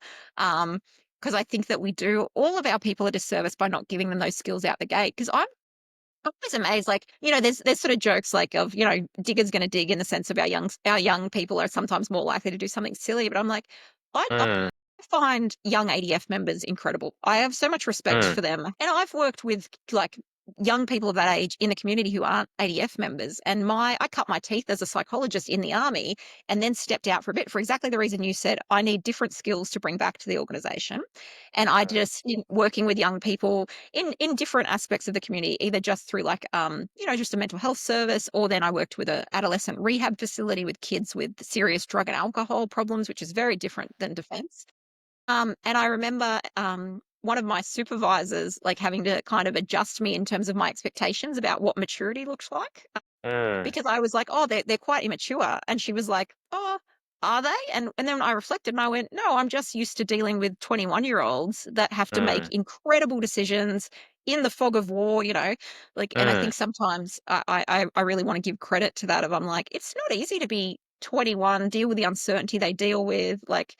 mm, There's so many examples you can draw on. I'll use a Navy example deliberately because we're talking a lot of Army, but you look at the young mm, people on patrol boats, mm, a few years ago, turning back refugees. That's not what I could have done at the age of 21. I'll be honest, at the age of 21, I was doing moderately illegal things on my motorbike and making really bad choices as I finished my degree. And I tried to join the army that young, and they said, no, you can't be a psych that young. And I was devastated. And in hindsight, I'm like, oh my God, thank God I would have been mm. eaten alive. Would Yeah, have been eaten like, alive, or would have been kicked out at the age of 22. yeah. If we look back on history as well, like 110 years ago today, the young people that were going ashore at Gallipoli were a lot younger in the average than our average diggers and units today as well. And then when we look at the evolution of Western military forces, the platoon back in the day used to be 90 or 100 strong. The platoon used to have three sergeants and one lieutenant, and the lieutenant was obviously the youngest, right? Youngest of the leaders. And so, we've kind of shifted from like, hey, we have had an amazing expectation of 15 to 17-year-olds who could cheat their way to say they were old enough to enlist in the Commonwealth forces, to nowadays this expectation upon this generation. And this generation's struggles are much different. There's a few books I think that come to mind in that last 10 years when I'm like, hey, I wish we had dealt with cognitive bias earlier. I wish someone had taught it to us. But about 10 years ago is when Thinking Fast and Slow came out, and I remember Yeah. just the subbies at our unit, the other captains and lieutenants, were just all over it because it just explained so many things that we saw happening. And we're just like, yeah, anchor point. Like, have you not just seen that? The CO just said this, and we were just listening to this, but like we couldn't give an alternating point of view or an alternative point of view. And then if we couldn't rationalize it in that room because, it was about elitism or it was about this. And so there was never that like really helpful professional discussion. Whereas nowadays, I think people have the skill set, the YouTube videos, the kind of like procedural stuff. Heck, you know what? Copilot, ChatGPT, they're all useful tools that can help today's generation to be able to articulate that in a way that we couldn't have done in the last 10 years. Yeah. So it's so interesting that you say that. Literally yesterday, I was talking to a Mm, colleague who is a doctor in an emergency department. mm, and she was talking about how she gets her, oh God, I can't remember what they're called, the young doctors that they supervise. She gets her sort of ones underneath her to read that Thinking Fast and Slow Mm, because of the same thing, which is by the time a doctor in ED sees someone, there's like 7 or 8 notes from the first person, the nurses. And so they have to use, like, they have to actively be aware of confirmation bias in particular. Because if it says, mm, oh, it's probably this, what are you excluding? And so then they have, like, in her case, it's quite a mm, structured way in her brain of, I'm going to look for evidence that it's not that. And I think it is interesting that, yeah, I remember that when that book sort of came out, and it was very big. And yeah, I think there is a lot of stuff out there now. Most people, if you explain it to them of, we all have this is not a criticism of someone to say, hey, I've noticed this mm, is going on for you. Like, I was lucky enough to do the behavioral observations for commando selection a couple of years mm, actually. And one of the things that they use there that I love, and I definitely took away from it, is that you, at the end of the day, you rate, like, you get, who are my, like, top three and who are my bottom three, and then your goal the next day is the bottom three, you focus on their positives. And mm, it's quite intentional, because otherwise people sit around the board of studies and go, oh, did you see so and so, he did this, this, and this? And then it's like, yeah, but actually they're all incredible soldiers, that's why they're on selection. They're all mm, super fatigued, they will make mistakes, they will be short with one another, they will do that. How do we make sure we're being fair to them? And mm, I, that's something I take away of, when I'm starting to get frustrated with someone, I go, right, what is bothering me about this person who I'm trying to manage? Oh, they're not very good at blah, blah, blah. Okay, I'm going to look for all the signs they did well in that, or I'm going to look for the areas they're doing well in. And I think it makes a huge difference to your ability to lead people, especially to be patient when you need to be patient. mm. Yeah. Was there anything when you transitioned, was there anything about transition that you found surprising, whether socially, financially, like anything? Yeah, sure. Hey, do you want to take a minute to talk about DVA? Because this is one of those areas where, like, when you're inside the system, when you're inside defense, and I'd been inside for like 14 years by this point before I actually lodged a claim for a white card. And I was like, hey, how hard can this be? Sort out Medicare. Oh, wait, COVID made me sort out Medicare card. I'm on it now because of the COVID vaccination certificate. So how hard can this be to go from MyGov, Medicare, to, one more service through DVA? The short answer is Already laughing. yeah, yeah. Like, I'm now 2 years on, more than 2 years on. I've now finished my public service job. I still don't have a claim approved. I have a fantastic advocate. By the way, if anyone's listening and you haven't gone through an advocate, definitely go through an advocate. It's one of the things I got told very early on, and I'm so glad I stuck with it. Shout out to Carissa and team for the amazing work that you do, because I do not have to speak directly to DVA, and I would be horrible at it, because the first question you get asked when you put a claim in is, what is the medical condition that you're claiming for? And I'm like pretty ordinary when it comes to human anatomy, but like I don't know that answer, right? So yeah, 2 years on, I still don't have a claim approved. And so what it means is that when it comes to accessing entitlements in the public service, like in my public service job, there are 15 days that you can use for defense sick leave, and it's specifically for appointments given what you've been approved for in a claim approved by DVA. I have not been able to access anything approved, only provisional, right? So it's fantastic that there is a process in that DVA gives you a white card and these provisional accesses that you can use in the meantime. But to say that I've used any of them very well in the last 2 years is like, yeah, no, I haven't. And by the way, I'm pretty fully functional. There are a few service incidents that cause me to have, things that I think have carried on to my physiology nowadays. But without giving much detail about my own personal health, there are many other people who have left defense in a much worse way, that are struggling with the same system, right? And oftentimes we kind of don't empathize enough with like what happens inside the Department of Veterans Affairs.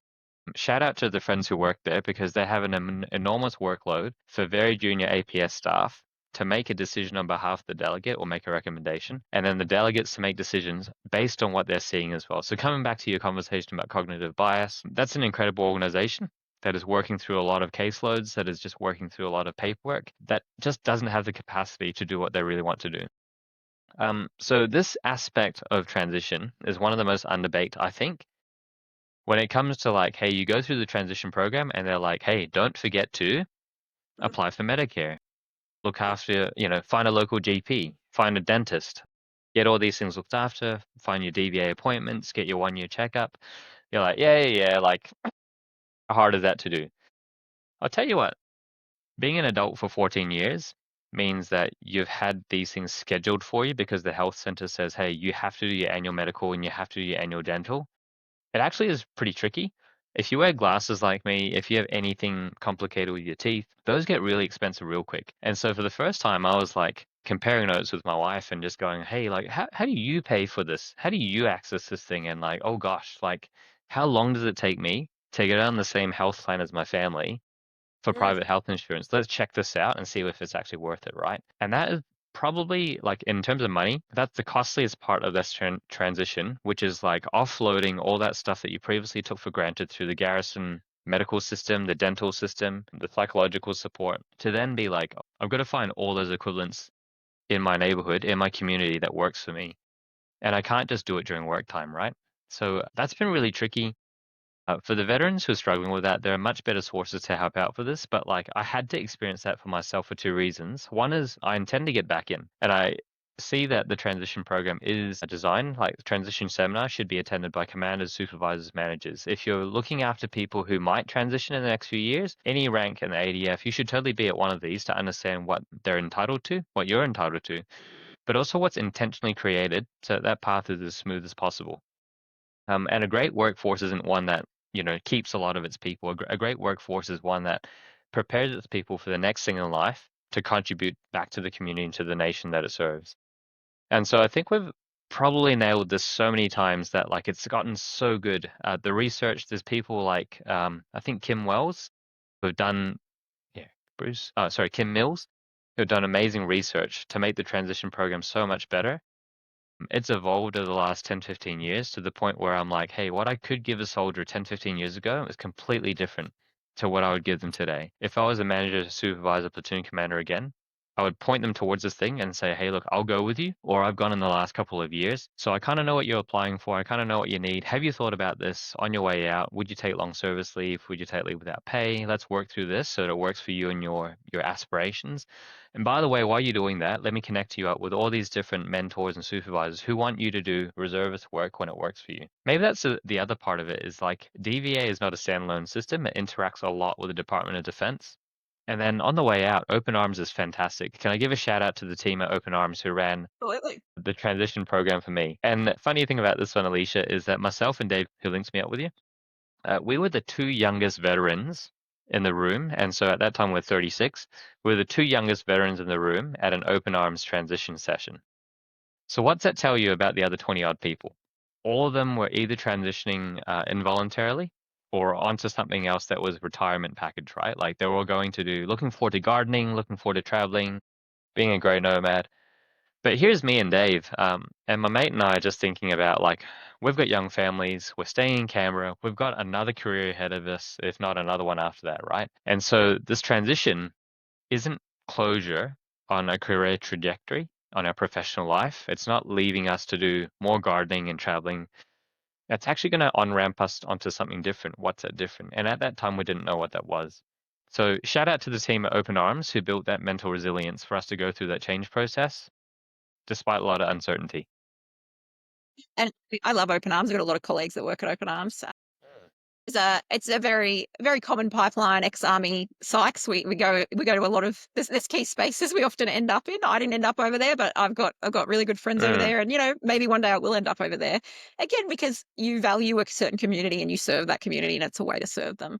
I think there's so much you said there, and I was sort of trying to scribble without it being obvious. I was scribbling things down just now. One is I think that where we're still letting people down is, as you said, is not encouraging people to use the transition services, be that the mm, seminar, be that Open Arms, especially young veterans, because there's sort of mm. an idea of, Yeah. oh, they've done their Rosso, they're willing to get out they pop, and I was guilty of the same thing of like, oh, I don't really need that, but it's like, yeah, it will still be an Mm, adjustment even for young veterans. And the other thing is that, yeah, it is interesting when people and you touched to this like probably 20 minutes ago when we are talking about it of it is better if you can feel that you had agency in when you leave, and it is that's right. challenging to Yeah. leave when you feel the choice was taken from you for whatever reason, for admin separation, for medical separation. Mm.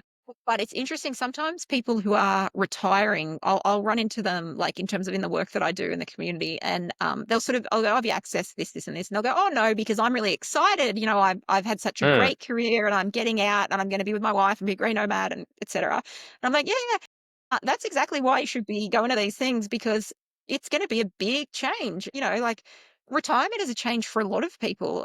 It's and so to retire from the military is huge. I don't. mm, My mother was not military, but she failed retirement twice. She had to retire 3 times. She kept going back into the workplace just yeah. because the mental shift was huge. The DVA thing I think is interesting, and I really appreciate you kind of saying I think we can fall into the habit of talking about how challenging it is, and then some people jump to criticizing the people of DVA, which is really Mm, unfair because every interaction that I've had in that space, yeah, they've all been frustrating, and I now have an advocate because I don't want to deal with DVA either. But I don't want mm, to deal with DVA, the system. The mhm, people are just working hard to do the job. There's a lot of mm, claims. Like the problem is not the people, the problem is the number of people. And there's also an argument to be made that they could have better automated systems in terms of processing claims, but it's a mm, catch 22, which is without the resources to get the people who can make the automation, right? And so I think I really appreciate that you've got a balanced view of that. And this is not that there is some horrible person with a red stamp that says no. This is that there are a mm, whole bunch of yeah. people trying to review this sort of thing. And that yeah, advocates are helpful. I found the same thing because I left Mm, full time just of my own volition, and then I left reserve medically, but it was medical stuff that had started to surface. I was like, I don't know how to communicate this, and also I don't have the mental energy to communicate this. I would rather spend that on other stuff like doing my podcast. And so I mm, found that having an advocate, it was really helpful from that perspective. The other thing that I sort of want to touch on there is because you sort of got into that space, but is it is a big adjustment having to take responsibility for your own medical care in the way oh, that yeah. you need to once you leave because you actually are not aware that that's not the norm, especially if you Mm, joined young. We have a mate who joined quite young and he got out, very happily got out, went to a job he was happy with. He called us after about 6 weeks in the new job and he's more my husband's friend. But he was like, oh, can I talk to Aleesha? I was like, oh, yeah, of course you can, but that's interesting. And he was like, oh, I'm sick. How do I go to a doctor? mm, What do you mean? And he goes, well, I tried to make a doctor's appointment at like the GP that I've got lined up, but he doesn't have any mm, availability, but I need to go to the doctor. And I went, oh, and I went, okay. And I went, like, obviously I'm not a doctor, right? But I went, oh, when you're saying you need to go to the doctor, why do you need to go to the doctor? Well, I have to go to the doctor so I can get sick leave. And I said, well, I don't know your organization, but is that how it works? And he's like, oh, I just thought that's how it works everywhere. And I was like, no, you can probably just call and tell them that you are sick. And then I said, and that this is how it works is you make an appointment. If your doctor's not available, you're either sick enough to go to emergency. If you're not, you mm, decide whether you want to go to like a GP super clinic somewhere if you need to. And it will be a mm, doctor you don't know. And the whole thing for him was like, oh, this is really hard. And I was like, yeah, I know. And I think it is challenging because defense members should be, I hate to say babied, but that's what it is. They are mhm, babied in terms of the health system. They should be cared for by the health system. The health system should make appointments for them, should make it easy because that's part of, you sacrifice and this is the repayment. It's about realizing actually that is not how the rest of the world works. And it's something that I mm, talk to my staff about is you've got to realize that veterans are not used to the idea of I need to speak to a psychologist and I want that to happen now. So that will happen now because that's what happens on a mm, defense base is maybe they don't get treatment immediately, but they usually get an intake immediately or that day.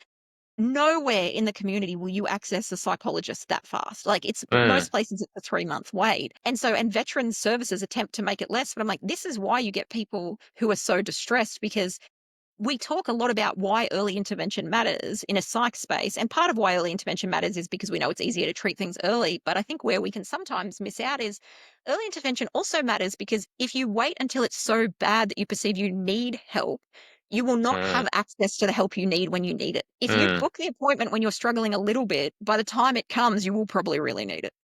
Yeah, and that intentionality, it's baked into us in the military, but it's taken for granted because we have all these checks and workflows that just make it easy for us to be A, deployable and be useful, right? And like you were saying before about, back in the day, your spouse's dad was basically like, offline, if you're not functional medically, you're not functional to the organization, so that impacts your job. Nowadays, we don't have the same But we certainly have the same thinking of like, you know what?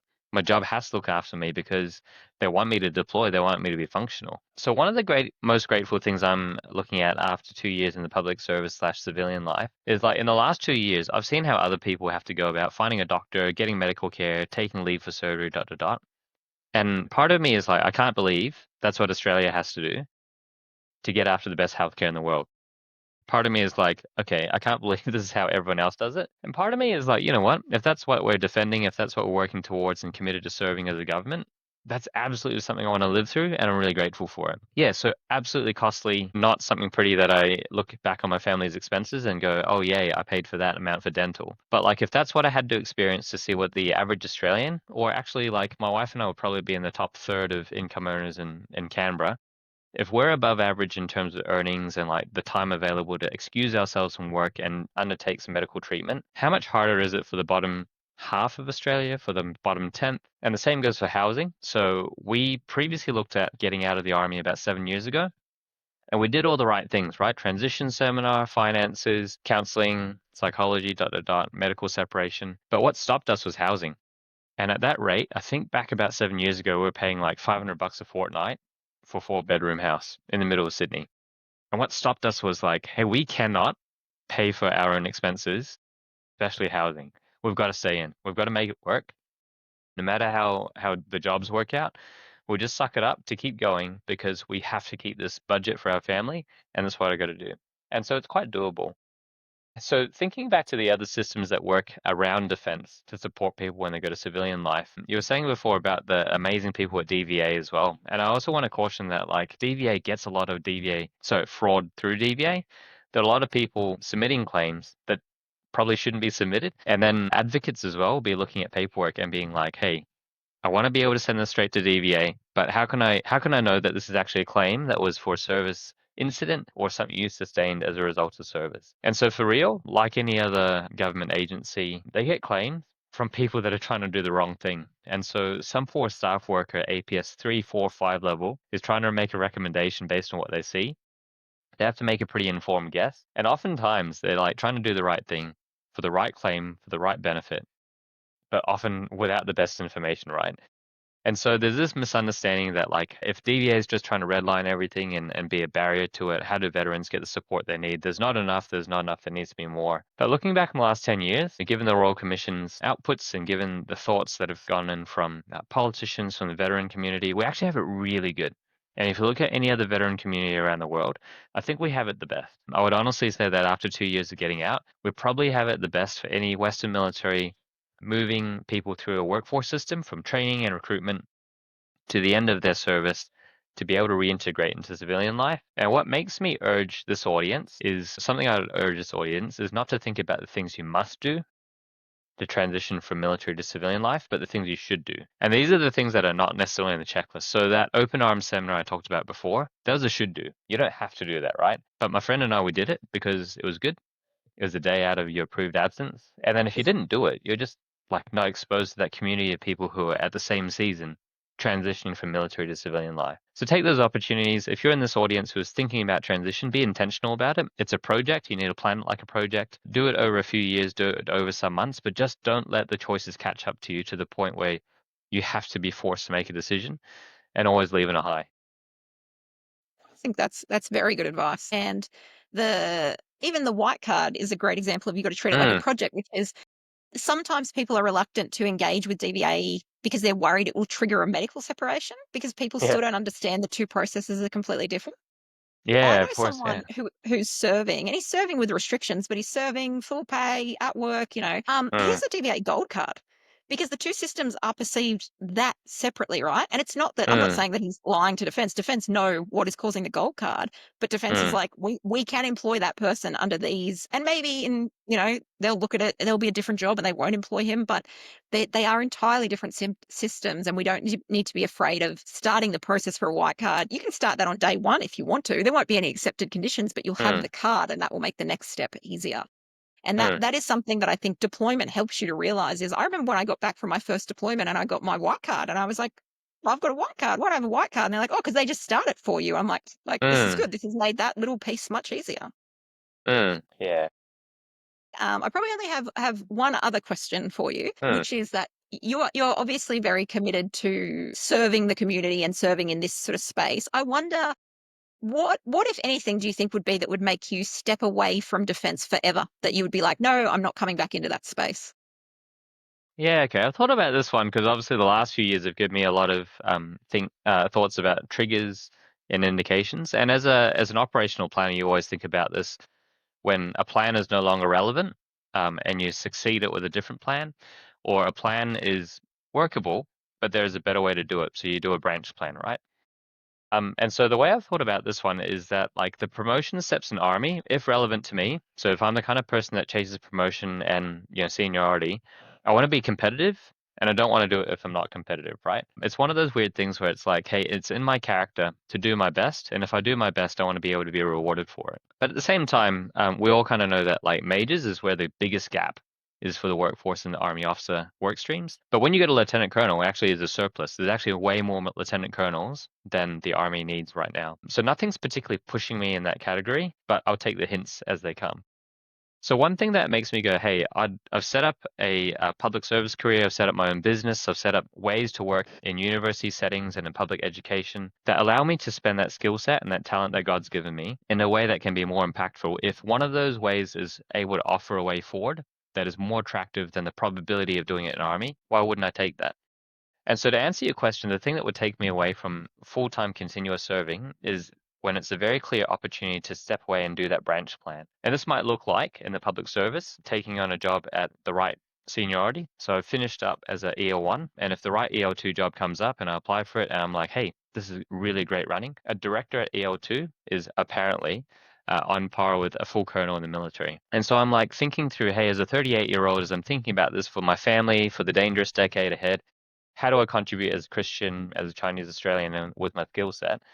If that kind of opportunity is more certain compared to the probability of what I'm about to do in the military, why wouldn't I take that? The other one is like, hey, I've always loved being a teacher. I finished university, went into teaching. My wife and I spent some years getting our degrees and licenses up. And I last taught 2 years ago at my children's school as well. I love teaching, right? Now, teaching doesn't pay very well. It's quite known that there's a teaching crisis across the country. But let's say a new government came in and just fixed that to the point where teaching became commensurate with other white collar professions.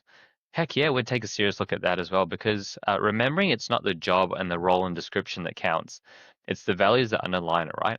And the values for teaching and the values for army officering and the armor and soldering are very, very similar. It's all about communication, working as part of a team, a growth mindset. And so I'm not taking away myself from serving one area of the country because I've always been serving all aspects of it. And certainly when I was working at the Portrait Gallery, it was for the public good.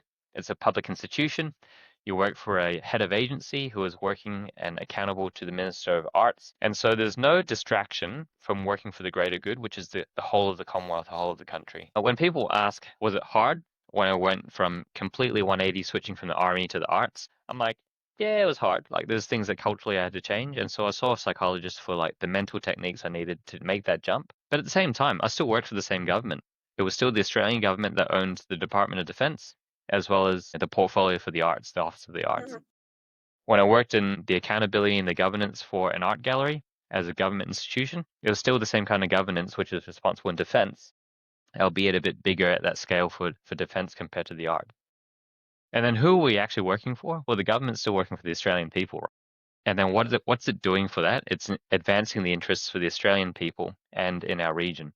And so whether it was doing that in the arts and foreign affairs and university and my own business or in defense, I was still doing essentially the same job, just in different formats and different roles.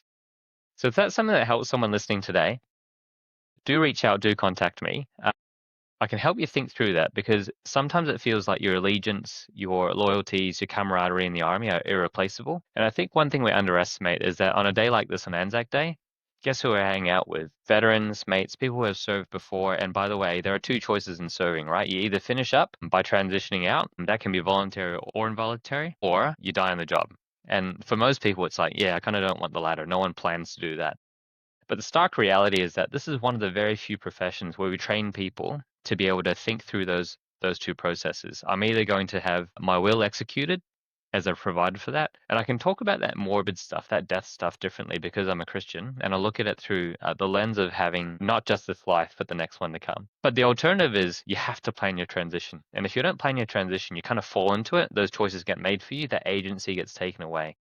And then it's a lot less comfortable. You lose the time that you actually want to execute those things. You lose the plan that you've got. And sometimes you can rebound of it pretty quick. But for most people, if you're like me, you kind of want a bit more certainty to do that, not just for your sake, but for your family that you have to feed and for the aspirations and ambitions of your wife and your kids as well. I appreciate that. I think it's a really good point of that it's not so much about where you are contributing as Mm, are you contributing in the way that is valuable to you. mm, And I echo it in a different way, which is that I do a lot of work obviously with the defense community still. And the big thing for me is when would I ever step away from serving this community? And I'm like, it's almost hard for me to even picture it. I'm like, the only reason I would step away is mm, because, well, probably two. One would be if I were ever ashamed of the defense community, then maybe that would make me step away, but I can't imagine reaching that point because there have been challenging times in the last couple of years when people have, brought parts of defense under scrutiny,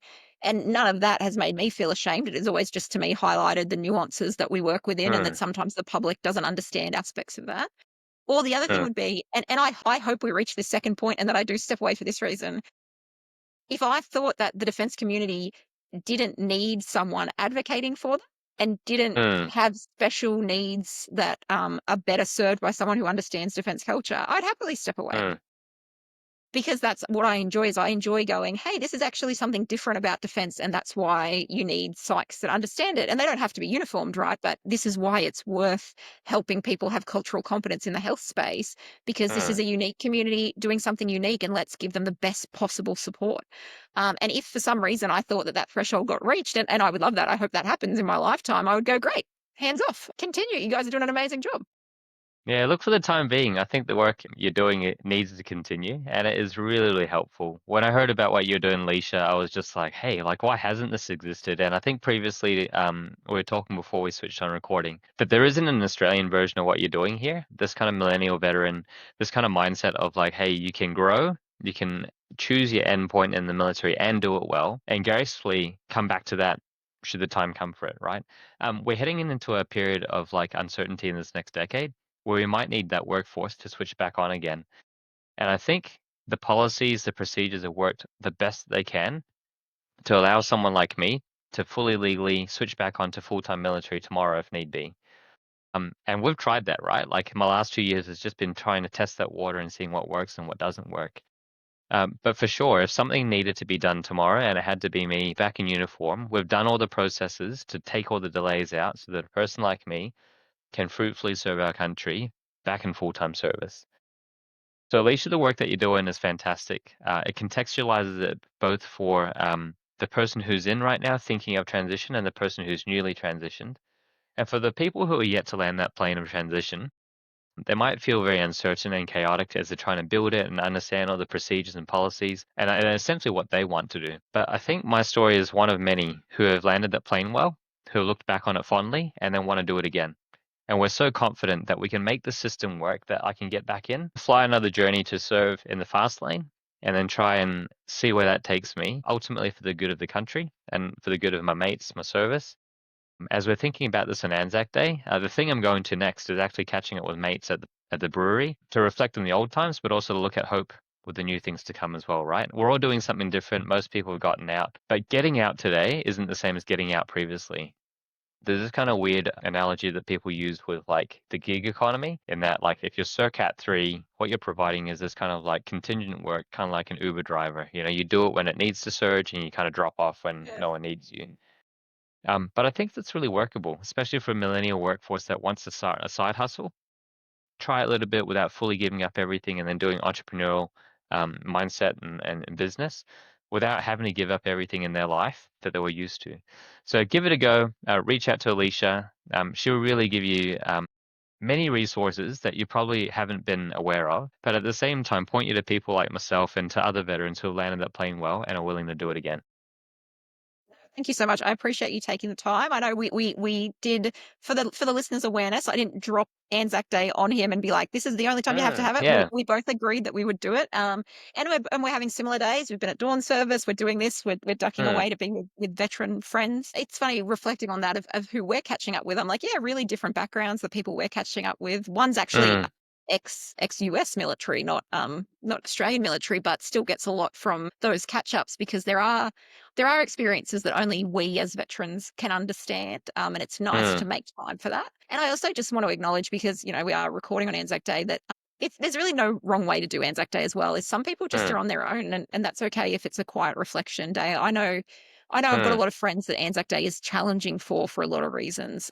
And mm, so it's not always a day that they necessarily look forward to, but it's a day I think we've all got to be really compassionate to ourselves and kind of meet ourselves wherever we're at. Whatever you need to do to feel that it was worthwhile, then that's okay. You don't have to go to dawn service. You don't have to go to any service if mm, you don't want.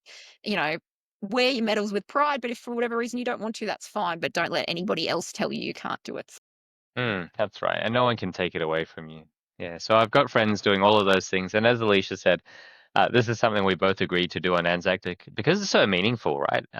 And how we choose to spend this day, like if we've chosen to put a few hours aside for a podcast, this is our way of giving back to the veteran community. And hopefully someone's listening to this podcast either, in the very near future or way down, or maybe next Anzac Day and going, hey, that resonates with me. I kind of want to access what they're doing and what they did right. I've got a few friends who have stayed away from it, dawn service because of their season in life, their families, or maybe something sensitive. I've got some friends who are doing the full gamut. They do 3 or 4 dress changes. I've got friends who are on duty today, serving in green uniform or in blue or in white.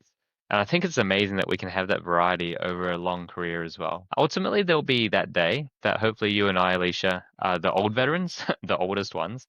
Yeah. And let's say we make it past the average age for men and women, then we'll be the olds and bolds who are like looking back and hopefully not regretting anything. And hopefully just looking at every Anzac Day that's gone by and just been like, we did each of them so well, so differently for that season of life. It was intentional and it benefited the people that were around, the people that loved us and supported us. And our mates are still here together, right? Some have gone, some have come. But ultimately, it's that team that keeps the same while changing generation to generation. And I appreciate that warfare in the future won't look the same as warfare today. The character changes. And so I'm hoping that we'll get an increasing presence in Anzac days that are not Mm, necessarily uniformed. I can yeah. think of so many people at my church or in my school community who all work for defense in some way, indirectly or directly, but they should totally be part of Anzac Day, even though they didn't serve in uniform. Can't tell you what they actually do, but can actually understand that their work packages totally linked towards what I'm doing for the same government and for the same country. Well, it's what we talked about, right? Who's packing the Mm, parachutes? Who's doing this support? mm, A lot of things that if we use, 1915 as the example, a lot of mm, things that it took to achieve that. If World War One, World War Two, up until probably the 90s, maybe the 80s, 90s, there are roles that are filled by civilians now that used to be military roles. mm. Yes, and I know that what you've said there in terms of, "Oh, they should be part of Anzac Day," I'm like, that's actually gonna be controversial to some people, and I think that Yeah, it that's a will great be. conversation to have. But I'm like, yes, the service is different, but like I can think of people that I worked with when I was in defense who had been in defense mental health for 40 years, never in uniform. Mm, And mm. it was about how do you recognize that? How do you show their contribution and recognize their contribution? And I think it's a really important question to ask.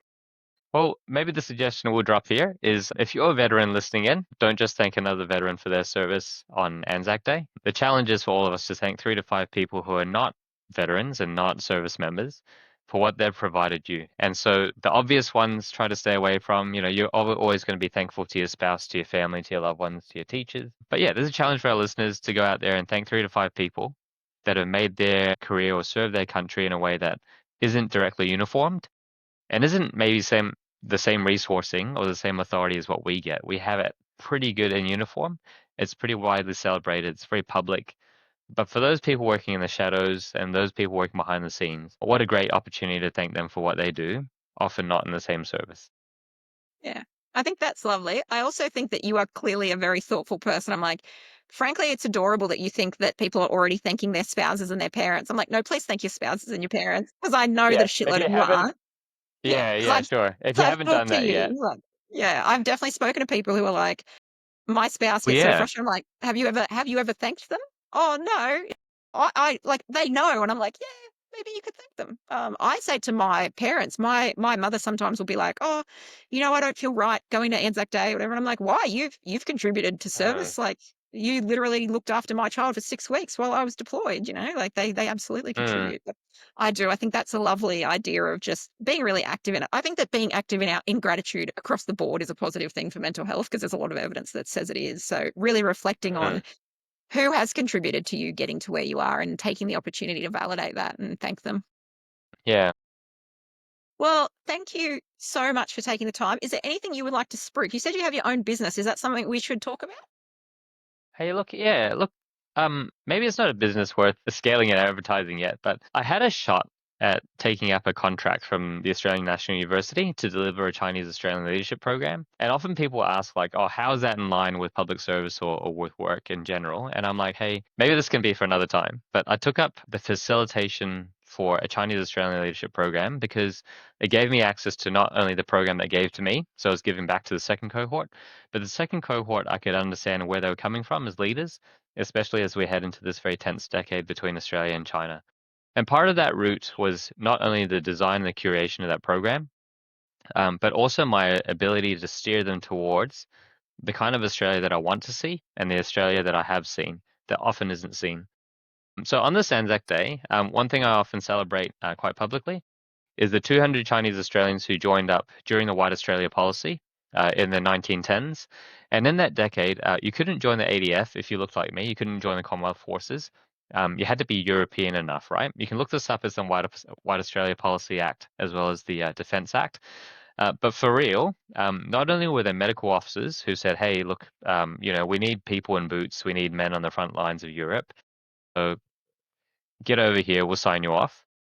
So not only were those the brave souls signing people off to get into the army uniform, but the men who joined up to go overseas to places like Egypt, Villers-Bretonneux, they were born in Australia. They're more Australian than me. They're more Chinese than me, and they served with distinction. At least 10% of them earned honors and awards commensurate to their actions on the battlefield. And I took this Chinese Australian leadership program as part of my own business to go to the War Memorial and see Trooper Billy Singh's medals. Really meaningful way for 20 odd Australians today to see someone who had lived 100 years ago and the feats that he did in Western Europe. Because this wasn't any ordinary Chinese Australian. This was someone who was looked upon with great favor from his mates. And so the greatest irony is that at a time where Australia was so racist to not even allow colored people into its ranks to serve a war of attrition, these 200 odd Chinese Australians found home in their army units far away from Australia in the battlefields of Europe and North Africa. So what a great story. Something I often reflect on. But my business was then teasing that out over the next few days for a 5-day leadership program. Something I found super meaningful. I've now taken that contract to kind of think about what I do next. And if it's running leadership programs similar to that, or helping people understand how Chinese Australians can break the bamboo ceiling, I'm all up for it. But like yourself, I kind of long for the day that that's not needed, right? I'm longing for the day that like that service is just taken for granted. We've kind of like moved past the kind of like exoticism of needing to be more vocal about diversity and inclusion. And one thing that I often ponder is that in my last few jobs, I wasn't the only person looking like me in uniform. There were quite a lot of Asian Australians that are often not seen and not in front of cameras, who are doing fantastic work, serving in Army, Navy, Air Force, and doing really good stuff that no one will ever know about. And you know what? They're just happy to be Australian. They're just happy to be 100% Aussie, serving this country that they call home, and so do I.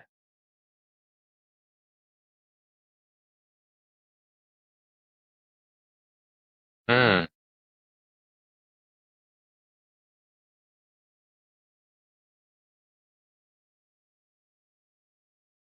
mm,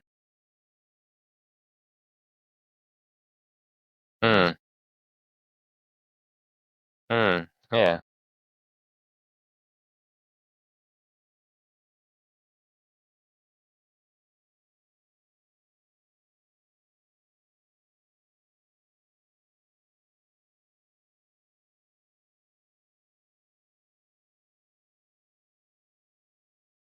You do it very well. Thank you so much for your time as well.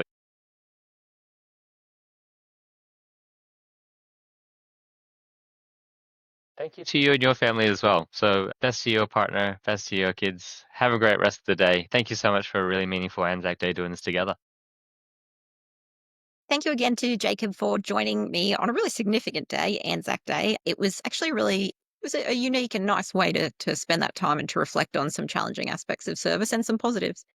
I want to really reiterate something that Jacob and I did touch on in the call, which is that I know that some of the flexibility that Jacob is talking about having been afforded is simply not given to people from certain services, certain trades, certain rank levels. I think that is a really important discussion to have. And I have had a discussion with a sergeant, a tradie sergeant from Army, and that podcast will be up soon as well. If not already, that is Trent Kingston's podcast. If you were listening to it and you were frustrated and you have a story which is, no, they wouldn't give me flexibility, too hard basket, but here's the reasons that I think it would have worked, or here's the reasons it would have kept me in service for longer, please reach out. I would love to chat to you. But I do want to acknowledge that I know that every individual story is their story, and we're not speaking for people across the board, and there's going to be different challenges. And as always, a reminder that nothing that we've said is approved by defence or any of the employers we've mentioned. This is just about the experiences of the two people chatting to each other.